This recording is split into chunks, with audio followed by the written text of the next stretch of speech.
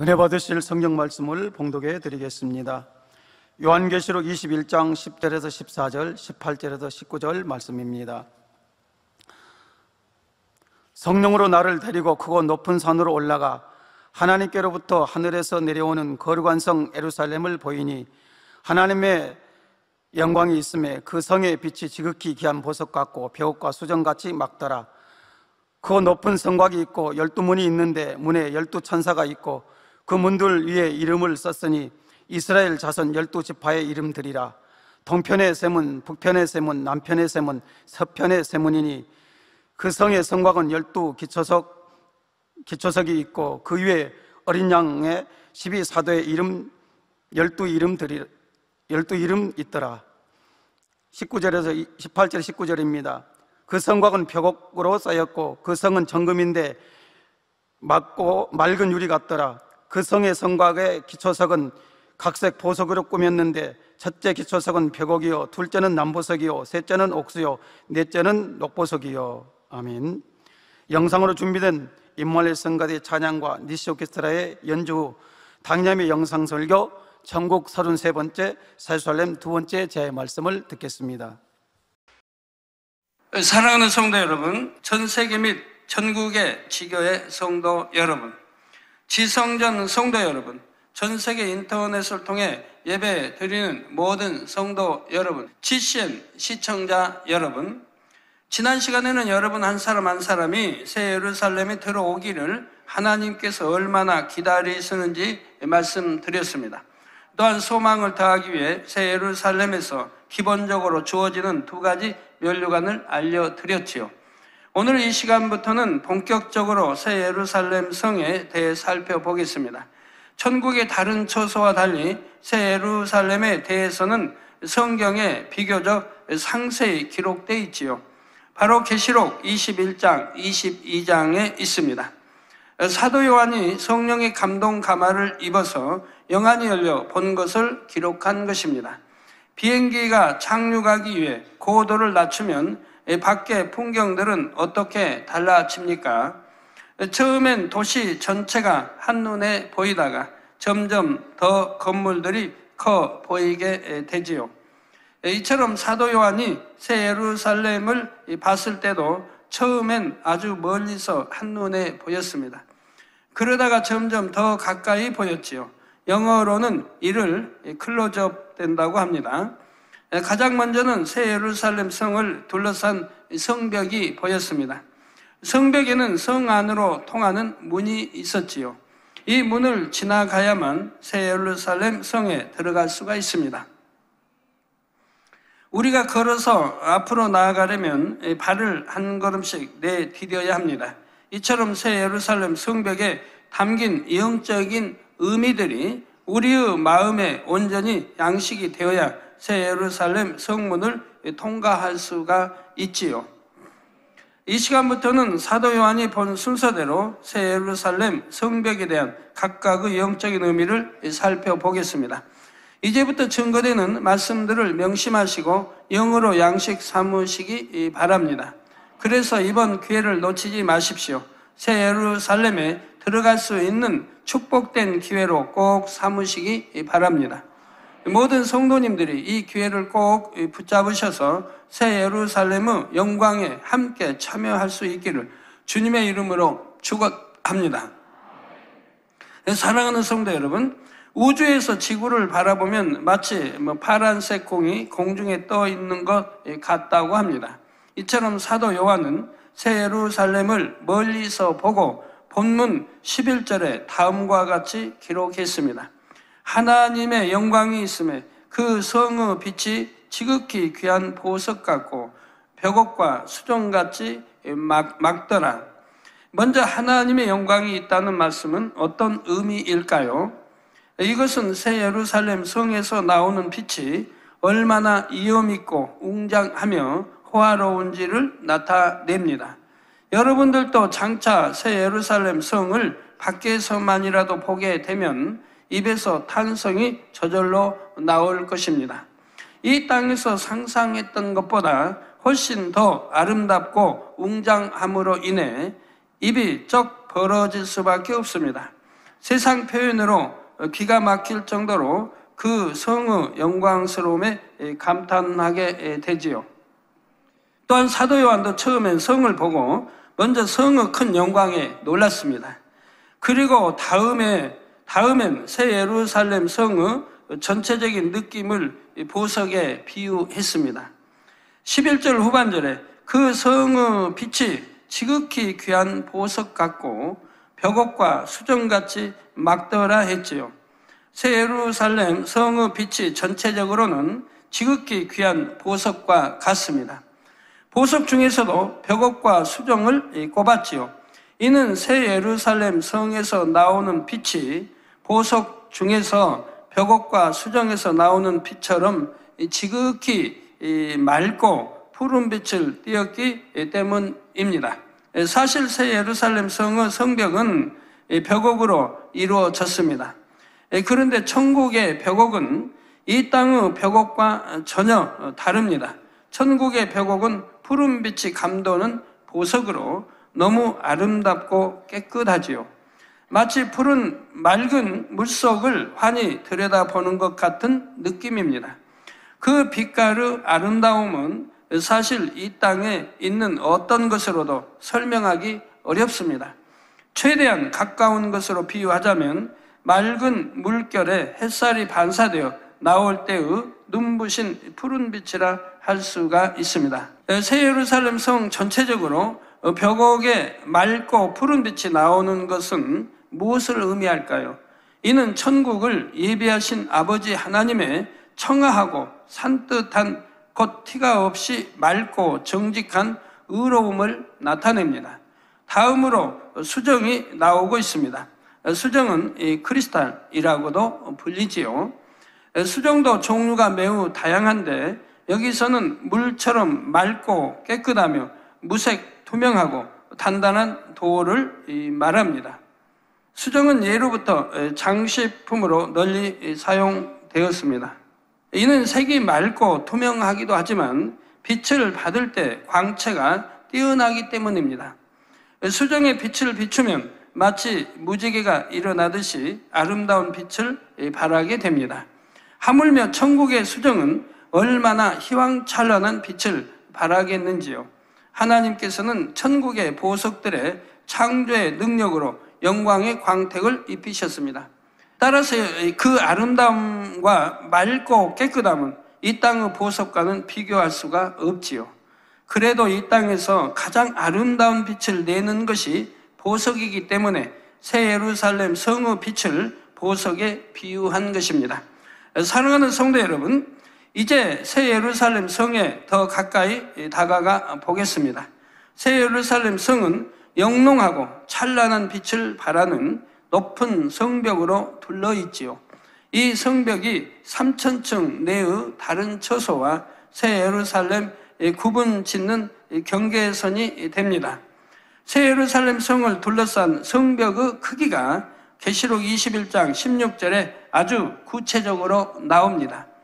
그 성은 네모가 반듯하여 장광이 같은지라 그 갈대로 그 성을 청량하니 12000 스타디온이요 장과 광과 고가 같더라 한 것입니다. 새 예루살렘을 둘러싼 성벽은 가로, 세로, 높이가 같은데 그 길이가 12000 스타디온이라 했지요. 이 12000 스타디온은 1500마일과 같으며 또한 2400km에 해당합니다. 우리나라의 길이 단위인 리로 환산하면 6천리가 되지요. 10리가 4km이기 때문입니다. 새 예루살렘 성의 크기가 이처럼 가로 6천리, 세로 6천리, 높이 6천리인 데에는 중요한 영적인 의미가 담겨 있습니다. 바로 새 예루살렘 성이 인간 경작 6천년 동안에 가장 좋은 열매를 담은 그릇임을 나타내지요. 계시록 21장 17절에는 새 예루살렘 성벽의 두께가 144규빗이라 했습니다. 1규빗은 약 45cm이므로 성벽의 두께는 약 65m가 되지요. 여러분 한번 생각해 보세요. 벽옥인데 가로가 6천리, 세로 6천리, 높이 6천리, 이 성과 그 두께가 65m이니까 얼마나 웅장하고 아름답고 웅장하고 크겠습니까? 물론 천국의 청량 기준은 이 땅의 기준과 다를 수 있습니다. 그러나 성경에 기록된 수치를 통해 대략 새 예루살렘 성의 규모를 짐작할 수가 있지요. 여러분, 한번 상상해 보십시오. 두께 65m의 성벽이 가로 6천리, 세로 6천리로 네모 반듯하게 놓였습니다. 게다가 성벽의 높이도 6천리라 했지요. 이를 중국의 만리장성과 비교해 볼까요? 만리는 4,000km입니다. 그런데 사실 만리장성의 지도상의 총 연장은 약 2,700km라고 합니다. 중간에 갈라진 가지들을 모두 일렬로 연결하면 약 6,500km가 되고요. 또한 만리장성의 높이는 약 8.5m이고 성벽의 두께는 아래쪽으로 갈수록 더 두꺼워지지만 평균 약 6m입니다. 새 예루살렘 성벽은 사면 중 한 면의 길이만 해도 6천리, 2,400km이니 총 연장은 24,000리, 즉 9,600km가 됩니다. 새 예루살렘의 넓이가 지금 이 옆에 밑에 나와 있는 인도 넓이보다 훨씬 넓은 거 보입니다. 인도 넓이 네모진 안에 보면 바다도 들어있고 저기 또 다른 나라 땅도 들어서 네모 지금 인도가 들어가 있죠. 그거보다도 새 예루살렘이 훨씬 크다는 거 알 수가 있고요. 저 우측에 있는 거는 한국과 일본을 다 넣어서 중국과 넣어서 지금 표현을 해 놨습니다. 이 지도상의 새 예루살렘 면적을 표시해 보니 어떤 생각이 드십니까? 새 예루살렘에 들어가는 영혼의 수는 구원받은 모든 영혼의 수에 비하면 그 인원이 매우 적습니다. 구약 4,000년 동안에만 새 예루살렘에 들어갈 사람을 꼽아보면 얼마 안 되지요. 엘리야, 에노, 모세, 아브라함, 다윗, 사무엘, 다니엘과 세 친구, 에스더, 룻 등 그 인원이 그리 많지를 않습니다. 신약시대는 성령의 도우심을 받아 구약시대보다는 더 많이 들어갑니다. 그렇다 해도 구원받은 영혼 전체에 비하면 그 수가 지극히 작은 것입니다. 따라서 새 예루살렘 안에서 한 개인에게 주어지는 땅의 면적은 이 땅의 그 어떤 대저택보다 넓지요. 자, 이제 새 예루살렘의 크기가 어느 정도인지 감이 오시는지요? 그런데 지금까지는 우리가 새 예루살렘을 평면적으로만 생각했습니다. 성벽의 높이가 6천리라는 점을 제쳐두고 생각했던 것이죠.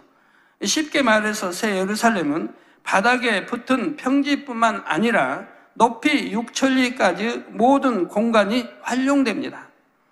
이해를 돕기 위해 비유를 들어보겠습니다. 사람들은 과학기술이 발달하면 우주 공간에 인류의 새로운 터전을 건설할 수 있다고 말하기도 하지요.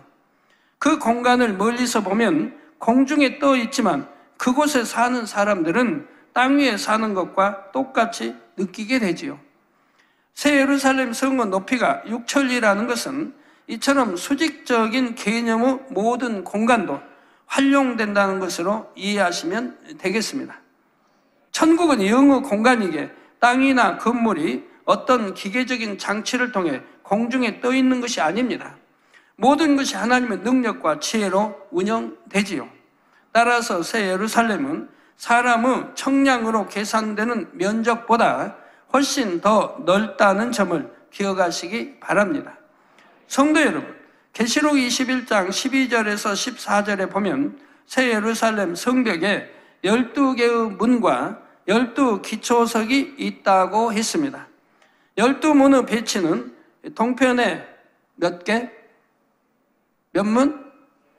동편에 3문, 북편에 3문, 남편에 3문, 서편에 3문, 합 12문이 있습니다. 따라서 성벽을 따라 2천리, 즉 800km마다 문이 하나씩 있는 것입니다. 이 12문마다 당당하고 위험 있는 모습의 큰 천사가 서 있습니다. 그리고 각 문들 위에는 이스라엘 12지파의 이름들이 기록되어 있지요. 여기서 이스라엘 12지파는 영적으로 믿음으로 구원받은 하나님의 모든 자녀를 상징합니다. 육으로는 이스라엘 12지파만이 정식 아브라함의 후손이지만 영으로는 누구든지 믿음으로 아브라함의 자손이 될 수 있기 때문입니다. 갈라디아서 3장 29절에도 너희가 그리스도께 속한 자면 곧 아브라함의 자손이요. 여러분이 그리스도께 속해 있습니까? 아닙니까? 그리스도 안에 속해 있죠. 그리스도께 속한 자면 곧 아브라함의 자손이라 이 말입니다. 아브라함의 자손, 믿음의 조상인 아브라함의 자손이요, 약속대로 유업을 이을 자니라. 즉 하나님의 자녀로서 천국을 받는다 이 말입니다. 들어간다 이 말입니다. 따라서 새 예루살렘 성의 12문은 믿음으로 하나님의 자녀가 된 모든 사람에게 활짝 열려 있지요. 세계 어느 나라, 어느 민족이라 할지라도 믿음으로 구원받은 하나님의 자녀라면 새 예루살렘을 침노할 수 있습니다. 그런데 이스라엘 12지파도 지파마다 각각의 성향이 다릅니다.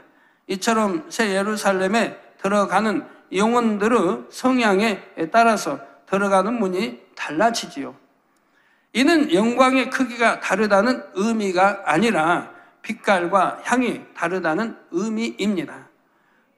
다음으로 새 예루살렘 성벽에는 기초석도 12개가 있습니다.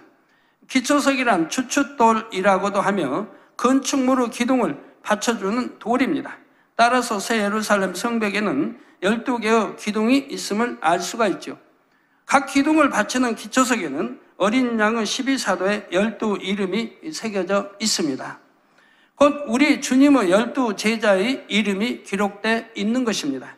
여기서 12 제자는 성결되어 하나님의 나라를 위해 생명을 드리기까지 온전히 충성한 사람들을 상징하지요. 바로 이런 사람들이 새 예루살렘에 들어갈 수 있음을 알려주시는 것입니다.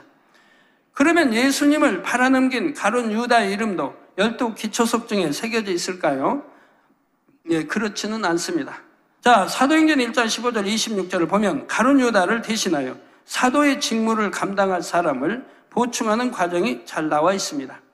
예수님께 가르침을 받았던 사람 중에서 한 사람을 제비 뽑았는데 마띠아가 뽑혔지요.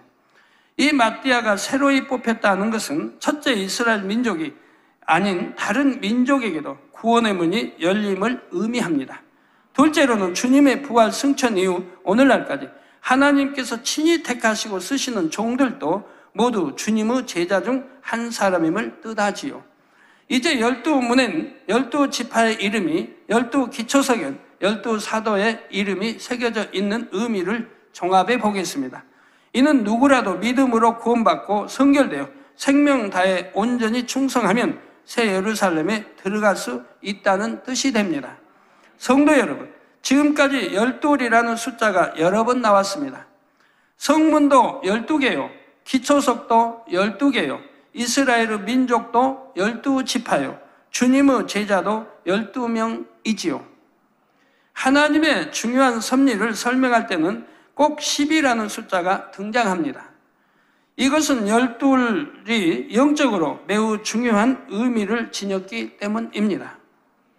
요한복음 11장 9절에 낯이 12시가 아니냐, 사람이 낮에 다니면 이 세상의 빛을 보므로 실족하지 아니하고 했지요. 이처럼 낮 12시는 영적으로 어둠이 조금도 없는 온전한 빛을 뜻합니다. 또한 빛은 어둠이 전혀 없으며 영원하시고 온전하신 하나님을 의미합니다. 따라서 12는 빛의 수이며 완전함과 온전함을 나타내는 숫자이지요. 이에 하나님께서는 12이라는 숫자를 가장 복된 약속의 징표로 사용하셨습니다. 또한 기초석도 12개가 있지요. 새 예루살렘 성벽에 대해 좀 더 자세히 살펴보도록 하겠습니다. 성벽과 성문의 재료와 기초석의 종류까지 성경에는 하나하나 자세히 기록되어 있습니다. 하나님께서는 새 예루살렘의 어느 것 하나도 의미 없이 지으신 것이 없습니다. 바로 새 예루살렘에 들어올 수 있는 영적인 자격 조건이 그 안에 깃들게 하셨지요.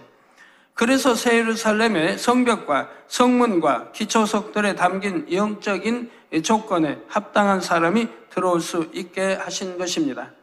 이는 다시 말해 새 예루살렘에 들어갈 수 있는 방법이 성곽 곳곳에 숨겨져 있다는 뜻이 되지요. 이제 성벽과 기초석들에 담긴 의미를 하나씩 풀어보도록 하겠습니다. 성도님들은 마치 숨은 그림 찾기를 하듯이 새 예루살렘 열쇠들을 하나씩 찾아서 여러분의 것으로 삼으시기를 바랍니다. 그래서 꼭 새 예루살렘 성 안으로 당당히 들어갈 수 있게 되시길 주님의 이름으로 축원합니다. 사랑하는 성도 여러분, 새 예루살렘 성 안으로 들어갈 수 있는 첫 번째 열쇠는 성벽에 숨겨져 있습니다.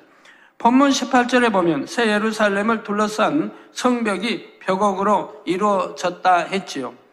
이 땅에서 담장을 칠 때 나무나 넝쿨 식물을 심기도 하지만 대개는 벽돌을 쌓아 올립니다. 그런데 새 예루살렘 성벽은 벽옥을 쌓아 올렸습니다. 가로, 세로, 높이까지 6천리인 성벽이 온통 벽옥으로 이루어졌다니 그 이용이 얼마나 장관일까요? 천국의 벽옥은 이 땅의 벽옥과는 다릅니다. 이 땅의 벽옥은 대체로 불투명하지요. 색깔은 녹색, 홍색, 황록색, 적색 등 다양하며 여러 색이 섞여 알록달록한 것도 있습니다. 이 땅의 벽옥은 보석 중에서도 비교적 값이 싼 편에 속하지요. 강한 충격을 받으면 깨질 수도 있습니다. 반면 천국의 벽옥은 결코 변질되거나 깨지지 않습니다.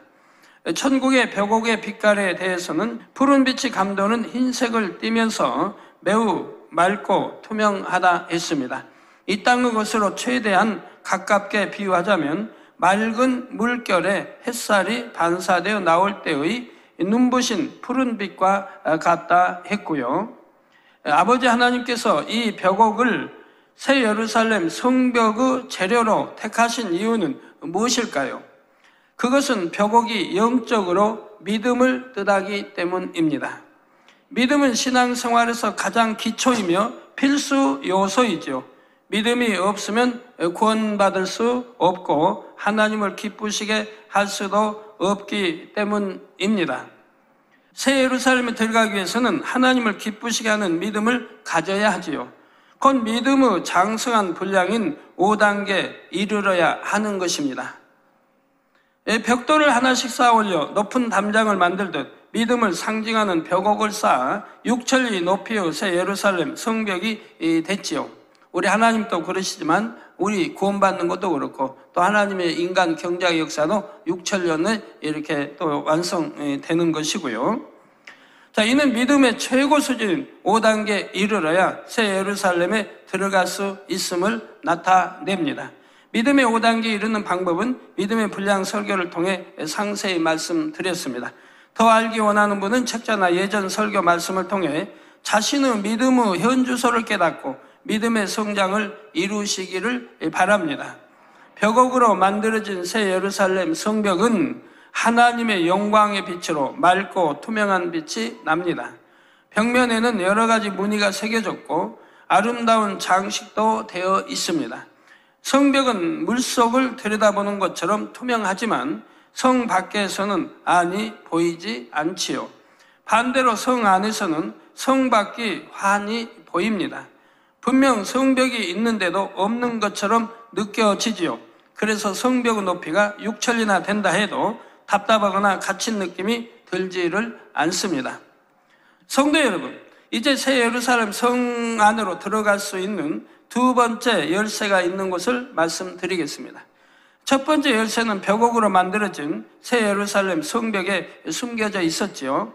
그리고 믿음의 5단계인 하나님을 기쁘시게 하는 믿음이 첫 번째 열쇠라 했습니다. 두 번째 열쇠는 12 기초석에 숨겨져 있습니다. 12 기초석은 12개의 보석으로 이루어졌지요. 각 보석들은 특별한 영의 마음을 상징합니다. 마태복음 5장의 팔복과 고린도전서 13장의 영적인 사랑, 갈라디아서 5장의 성령의 9가지 열매가 12 보석 안에 다 담겨 있지요. 따라서 이 12 보석의 마음을 종합하면 아버지 하나님의 마음이요 예수 그리스도의 마음이 됩니다. 또한 12보석이 각각 상징하는 영의 마음대로 결정체는 완전한 사랑이라 할 수가 있습니다. 주님께서는 이 완전한 사랑으로 율법을 완성하셨지요. 그런데 완전한 사랑을 이루기 위해서는 믿음도 있어야 하고 희생도 있어야 합니다. 또한 열정과 충성과 자비도 있어야 하며 때론 절제도 있어야 하지요. 이처럼 여러 영의 마음의 결정체가 바로 완전한 사랑인 것입니다. 따라서 아버지 하나님께서는 12기초석을 한 가지 보석으로만 만들지 않으셨습니다. 영의 마음의 각 분야를 상징하는 12개의 보석으로 만드셨지요. 성도님들도 이 보석과 같은 영의 마음을 여러분의 마음에 온전히 이루면 새 예루살렘에 들어갈 수가 있습니다. 종합적으로 다시 말씀드리면 새 예루살렘에 들어가는 두 번째 열쇠는 완전한 사랑입니다. 이 완전한 사랑은 12기초석에 담긴 영의 마음들을 모두 종합한 것이죠. 그래서 여러분 새 예루살렘에 들어가는 믿음의 5단계 아니면 온영 이런 거 어렵게 생각하지 마세요. 뭘로 측정하냐? 전에 설명 다 해드렸죠. 마태복음 5장에 있는 8복, 또 사랑장에 있는 바로 사랑, 거기에 또 성령 9가지 열매, 이걸 종합하여 이룬 마음, 이것이 믿음의 5단계요, 온영이요, 새 예루살렘에 들어갈 수 있는 그릇 준비 완료된 분인 것입니다. 근데 그것도 이제 판정 기준이지만 또 지금 나오는 벽옥, 또 이렇게 설명되어지는 이것도 종합해 보면 바로 새 예루살렘에 들어가는 믿음인 것이라 이 말입니다. 표지를 맞추기를 할 때 모든 조각이 제자리를 찾아야 온전한 그림이 완성되지요. 이처럼 새 예루살렘 두 번째 열쇠가 제 기능을 발휘하려면 12가지 영의 마음이 함께 있어야 합니다. 이제부터 12기초석 각각에 담긴 영의 마음은 무엇인지 말씀드리겠습니다. 성도님들의 마음에는 보석 같은 영의 마음이 얼마나 임했는지 점검되는 복된 시간이 되시기를 바랍니다. 첫째 기초석은 벽옥입니다. 이 벽옥이 상징하는 영의 마음은 믿음입니다. 앞서 성벽의 재료도 벽옥이라 했지요. 성벽의 재료로서 벽옥이 상징하는 믿음은 믿음의 5단계, 곧 하나님을 기쁘시게 하는 믿음이었습니다. 믿음으로만이 하나님을 기쁘시게 할 수 있다라고 또 성경이 말씀하고 있죠. 기초석으로서 벽옥이 상징하는 믿음은 육적인 믿음과 반대인 영적인 믿음을 나타냅니다. 영적인 믿음은 어떤 믿음입니까? 하나님의 모든 말씀을 중심에서 온전히 믿는 믿음이지요. 육적인 믿음은 이와 반대로 내 생각과 이론과 지식에 맞는 것만 믿습니다. 영적인 믿음을 가진 사람은 한번 믿은 것은 끝까지 변함없이 믿습니다. 반대로 육적인 믿음을 가진 사람은 처음엔 믿는다 했으나 응답이 오지 않으면 계속 그 믿음을 유지하지를 못하지요. 그래서 하나님의 말씀대로 순종하지 못하고 한두 번 행하다가 그만두기도 합니다. 영적인 믿음을 가진 사람은 하나님의 말씀을 변함없이 믿게 항상 순종 후 행함이 따릅니다.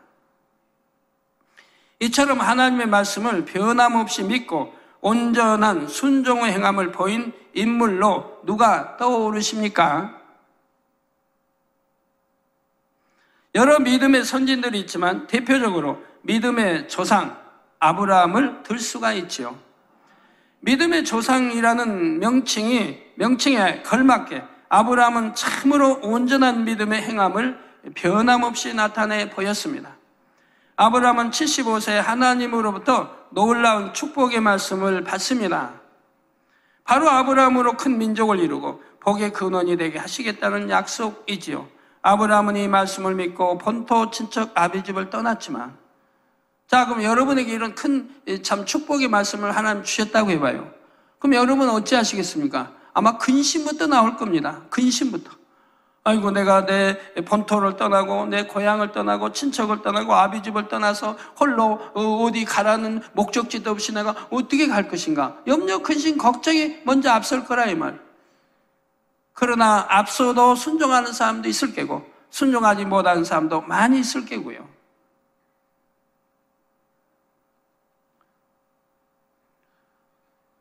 자, 10년이 지나도 20년이 지나도 대를 이을 아들을 낳지 못했습니다. 즉 하나님께서 분명히 아브라함으로 큰 민족을 이룬다. 그러면 후손이 나와야 할 거 아닙니까? 그런데 지금 75세 부름받아 지금 10년이 지나고 20년이 좀 지나도 95살이 돼도 지금 아무런 잉태의 기미가 보이질 않는다 이 말입니다. 99살이 돼도 세월이 더 흘러 급기야 아브라함 자신과 아내 사라도 아기를 가질 수 없는 몸이 되고 말았습니다. 즉 경수도 끊어져 버렸고 도저히 아기를 가질 수 없는 몸이 되었다 이 말입니다. 로마서 4장 19절 20절에 보면 이런 상황에서도 아브라함은 믿음이 약해지지 않고 하나님의 약속을 의심치도 않았다 했습니다.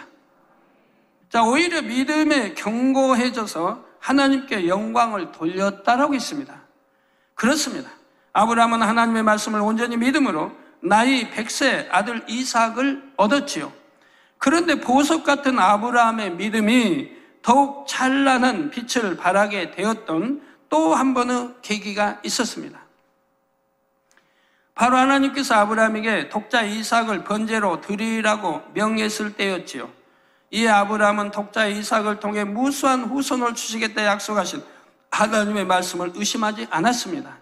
하나님의 말씀에 대한 믿음이 확고하니 이삭을 번제로 드린다 해도 하나님께서 다시 살리실 것이라 생각했지요. 그래서 하나님의 명을 받은 즉시로 순종 후 행함을 내보였던 것입니다.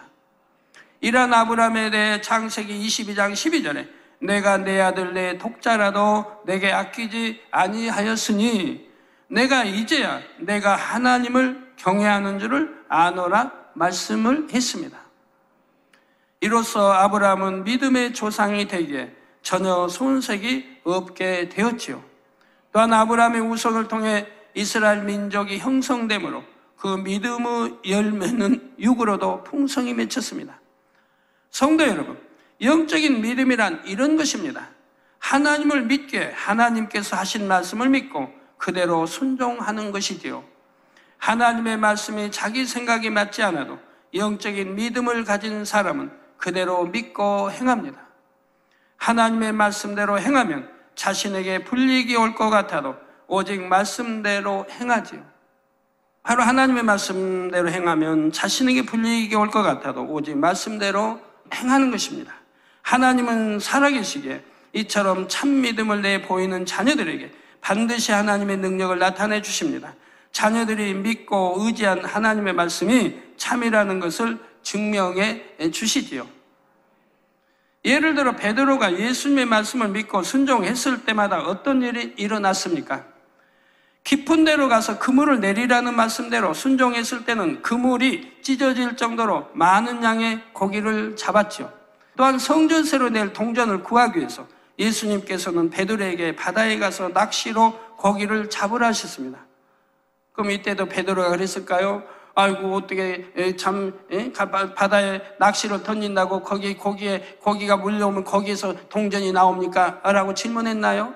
아닙니다. 무조건 순종했습니다. 그렇기 때문에 역사가 일어난 거라 이 말입니다. 그래서 순종할 수 있는 제자를 보낸 것이고요. 여러분도 무조건 순종한다면 축복받지 못할 뻔한데 나한테 뭐 지시하면 순종 나는 할 텐데 하지만 지금까지 많이 겪어봤지만 순종하지 못합니다.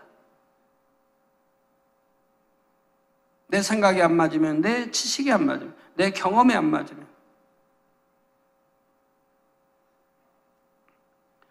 저 먼저 잡은 고기 입을 열어보면 동전이 있을 것이라 하셨죠. 하나님께서는 믿고 순종하는 베드로에게 항상 말씀이 참임을 증명해 주셨습니다. 이처럼 영적인 믿음은 사람의 힘과 지혜로는 불가능한 일도 얼마든지 가능케 하는 놀라운 능력을 발휘합니다. 자, 이처럼 영적인 믿음이 보배 중의 보배이므로 새 예루살렘의 12 기초석 중 첫째를 차지한 것입니다. 성도 여러분, 둘째 기초석은 남보석입니다. 남보석은 일명 사파이어라고 불리는 투명한 남색의 보석입니다. 이 남보석에 담긴 영의 마음은 무엇일까요? 바로 곧음과 절개이지요. 하나님의 진리 안에서 한번 뜻을 정했으면 세상의 어떤 유혹이나 위협에도 굴하지 않고 결코 흔들리지 않는 진실 자체의 마음입니다. 이 남보석과 같은 진실의 빛이 마음에서부터 곧게 뻗어나왔던 인물로는 누가 있을까요? 대표적으로 다니엘과 세 친구를 들 수 있습니다. 먼저 다니엘은 왕의 명령이라도 그것이 하나님의 뜻에 어긋날 때는 결코 따르지 않았습니다. 그로 인해 사자굴에 던져질 것을 알았지만 한번 정한 마음은 조금도 흔들리지 않았지요. 하나님께서는 이러한 다니엘의 믿음의 절개를 너무도 기쁘게 받으셨습니다. 천사를 보내어 사자 입을 봉하심으로 다니엘이 조금도 상하지 않게 지켜주셨죠. 그럼 이 다니엘의 어떤 마음이 이 곧은 절개, 이런 참 변함없는 이런 마음을 하나님 기뻐하십니까? 분명히 주위에서 유혹도 왔을 겁니다. 한 달간만 기도시면 되지 않습니까? 하나님이 다 보고 계시는데.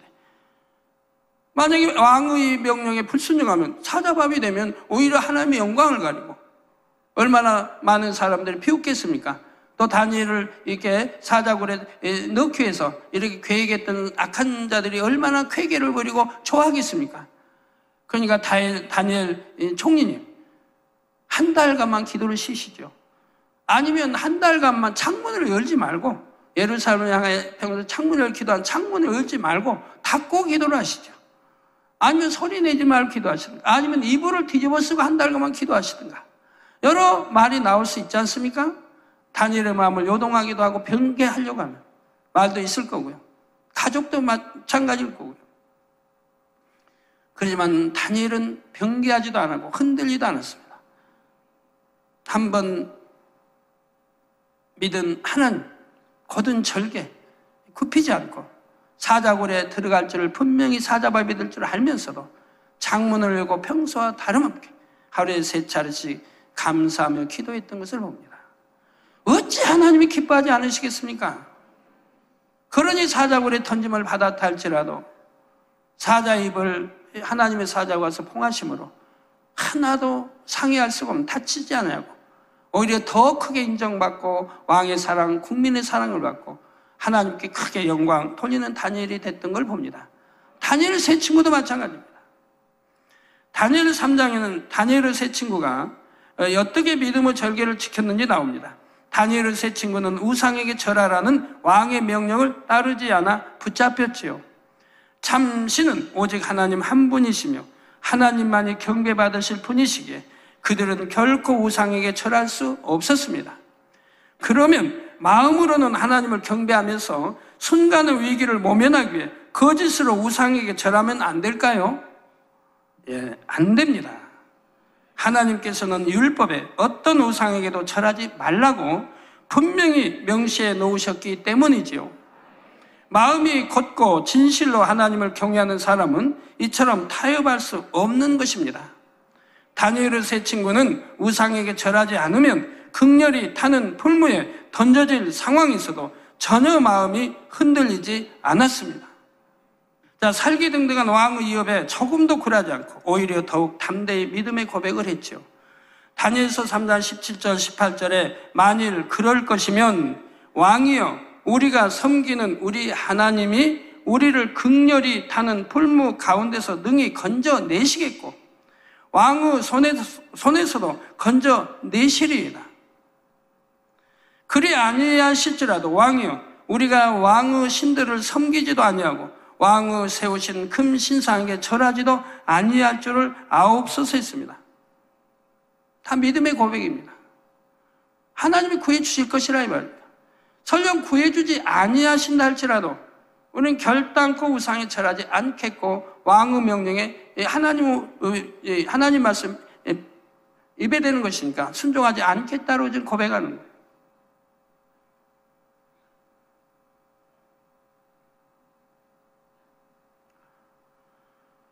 자신의 생명을 잃을지라도 하나님을 향한 의는 저버릴 수 없다는 이들의 마음이 얼마나 보석처럼 아름답습니까? 초연하면서도 곧고 짙푸른 남보석의 빛깔처럼 숭고함이 느껴지지요. 하나님께서는 이처럼 생명을 걸고 의를 지킨 이들을 외면하지 않으셨습니다. 풀무불에 던져진 이들이 조금도 상하지 않게 지켜주셨던 것입니다. 머리털 하나 그슬리지 않고 불에 탄 냄새조차 없을 정도로 보호해 주셨지요. 그 결과 왕도 하나님을 인정했으며 다니엘의 세 친구는 더욱 높임받게 되었습니다. 셋째 기초석부터는 다음 시간에 이어서 말씀드리도록 하겠습니다. 결론 말씀드립니다. 사랑하는 성도 여러분, 이 시간에는 새 예루살렘에 들어갈 수 있는 열쇠는 무엇이며 그 열쇠가 어디에 있는지도 알려드렸습니다. 첫 번째 열쇠는 벽옥을 쌓아 올려 만든 새 예루살렘 성벽에 있었지요. 벽옥이 상징하는 믿음의 5단계, 곧 하나님을 기쁘시게 하는 믿음이 새 예루살렘에 들어가는 열쇠입니다. 두 번째 열쇠는 12 기초석에 있다 했습니다. 기초석을 이루는 보석들처럼 아름다운 영의 마음들의 결정체인 완전한 사랑이 바로 두 번째 열쇠이지요. 이 두 번째 열쇠는 퍼즐 맞추기처럼 보석 같은 영의 마음 12가지가 모두 임해야 한다 했습니다. 12가지 중에서 영적인 믿음을 상징하는 첫 번째 기초석 벽옥과 거둠과 절개의 빛을 띠는 두 번째 기초석 남보석까지 살펴보았습니다. 성도님들도 보석처럼 빛나고 아름다운 마음을 갖기 원하십니까? 모두가 그리 되어야 합니다. 여러분 모두가 온 영의 마음을 이뤄서 하나님 앞에서 그 어떤 보석보다 더 귀하고 소중한 영혼들이 되시기를 주님의 이름으로 축원합니다. 들으신 말씀을 생각하시면서 기도하시겠습니다. 할렐루야. 아버지 하나님 감사합니다. 오늘 또 아버지 또 천국 예루살렘 아버지 12기초석과 아버지 벽옥과 아버지 남보석에 대해서 믿음과 정절에 대해서 아버지 또 아브라함과 아버지 다니엘 선지자에 대해서 귀한 말씀을 들었습니다. 이와 같이 저희들의 영과 온영을 이루게 하여 주시고 그 말씀대로 살아서 아버지 앞에 당당하게 세상에 들어갈 수 있는 그런 우리 모든 성도들이 될 수 있도록 큰 은혜를 더하여 주옵소서. 감사합니다. 우리 주 예수 그리스도 이름으로 기도하옵나이다. 아멘. 영상을 통한 당야임의 환자 기도를 받겠습니다. 아픈 분들은 아픈 곳이나 연약한 곳에 손을 얹고 기도 받으시고, 아프지 않으신 분들은 가슴에 손을 얹고 마음의 손을 위해 믿음으로 기도 받으시기 바랍니다. 할렐루야. 전능하신 사랑의 아버지 하나님, 이 시간 기도받는 모든 성도님들을 위해 안수하여 주옵소서. GCN 방송 시청자들이 인터넷과 화상을 통해 기도받는 지교회와 지성전, 그리고 전 세계 하나님의 자녀들 위에도 시공간을 초월하여 역사하여 주시기를 원합니다. 믿어지는 믿음을 주시고 부정적인 생각과 의심의 세력을 물리쳐 주옵시며 모든 시험 환난도 물리쳐 주옵소서. 머리부터 발끝까지 오장육부 뼈 마디마디 온몸의 신경 조직 세포 등 아픈 곳마다 성령의 불로 태우시고 근본의 빛으로 역사하여 주옵소서. 예수 그리스도의 이름으로 명하노니 원수마귀 사단 모든 질병 균 연약함아 물러가라. 빛이 여임하라. 모든 불치 난치병도 성령의 불로 태워 깨끗게 하여 주옵소서. 말라리아를 비롯한 모든 풍토병도 물리쳐 주옵소서. 감기, 기침, 열, 몸살, 독감 등 각종 유행성 질병도 다 물러가라. 어떠한 유행성 질병 균도 틈타지 않게 지켜 주옵소서. 위암, 폐암, 간암, 유방암, 자궁암, 대장암, 피부암 등 각종 암과 에이즈, 백혈병, 뇌졸중, 고혈압, 저혈압, 심장병, 폐병, 위장병, 당뇨, 부인병, 피부병, 갑상선 질환과 모든 염증도 깨끗게 하여 주옵소서. 소아마비, 중풍, 관절염, 디스크도 온전케 하여 주옵소서. 요통, 두통, 신경통을 비롯한 모든 통증은 사라질지어다. 간질, 자폐증, 우울증, 조울증, 노이로제 등 모든 정신질환도 물러가라. 모든 마비된 것도 풀어지고 일어나 걷고 뛸지어다. 눈도 잘 보이게 하옵시고 귀도 잘 들리게 하여 주옵소서. 소경은 눈을 뜨고 기머거리는 들으며 벙어리는 말할지어다. 각종 사고 후유증도 깨끗게 하시고 부러진 뼈도 붙여 주옵소서. 화상 입은 것도 온전케 하옵시고 화기암 물러가라, 열도 물러가라. 아버지 흉터 나지 않게 역사해 주시기 원합니다. 마약을 비롯하여 각종 약물과 독극물 중독도 깨끗함을 입을지어다. 죽은 신경과 세포가 살아나며 죽은 자도 살아나게 하여 주옵소서. 잉태의 축복도 주시기를 원합니다. 잉태의 축복을 받으라. 예수 그리스도의 이름으로 명하노니 원수마귀 사단아, 하늘 공중 곳에 잡은 악의 영들아 물러가라. 그의 사자들도 물러갈지니라. 이 땅의 악한 영, 더러운 영, 거짓되고 간사한 영, 의간질하고 미혹하는 모든 어둠들은 물러가라. 모든 흉악의 결박을 풀고 어둠아 물러가라. 빛이여 임하라. 아버지 하나님, 부르짖어 기도할 수 있는 능력을 주시고 죄를 버리고 성결될 수 있는 능력을 주옵소서. 영원히 잘됨같이 범사에 잘되게 하시고 가정의 복음화도 이루어 주시기를 원합니다. 한 주간도 모든 사고와 재앙으로부터 지켜주시고 불통이 없는 형통한 삶을 살 수 있도록 축복해 주옵소서. 성령의 불담으로 천군 천사와 주님의 불꽃 같은 눈동자로 모든 하나님의 자녀들과 가정, 일도, 사업들을 지켜주시기를 원합니다. 학생들에게 지혜와 명철을 더하시고 공부할 수 있는 뜨거운 마음과 열정도 더하여 주옵소서. 마음과 생각을 세상에 빼앗기지 않도록 지키시고 하나님을 뜨겁게 사랑하는 학생들로 축복하여 주옵소서. 하나님의 자녀들이 먹으나 마시나 입으나 무엇을 하든지 하나님 앞에 영광 돌리는 삶이 되게 축복하여 주시기를 원합니다. 나는 하나님을 만났노라, 체험했노라, 응답 받았노라, 축복 받았노라 간증하는 입술이 되게 역사하여 주옵소서. 아버지 하나님 감사합니다. 홀로 영광 받으옵소서. 우리 주 예수 그리스도의 이름으로 기도하옵나이다. 아멘. 涙の中おらる主、愛の主、それは命与える救いの